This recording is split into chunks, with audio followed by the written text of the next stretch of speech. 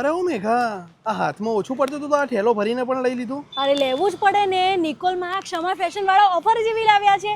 1000માં 4 Korean pant, 1000માં 5 T-shirt અને એ સિવાય પણ પ્રીમિયમ અને એનઆરઆઈ કલેક્શન પણ મળી જવાનું છે ને. ઓફરો પણ બહુ જ બધી લાવ્યા છે. શું વાત કરે છે? વિશ્વાસ નથી થતો? ના. ચાલો મારી સાથે.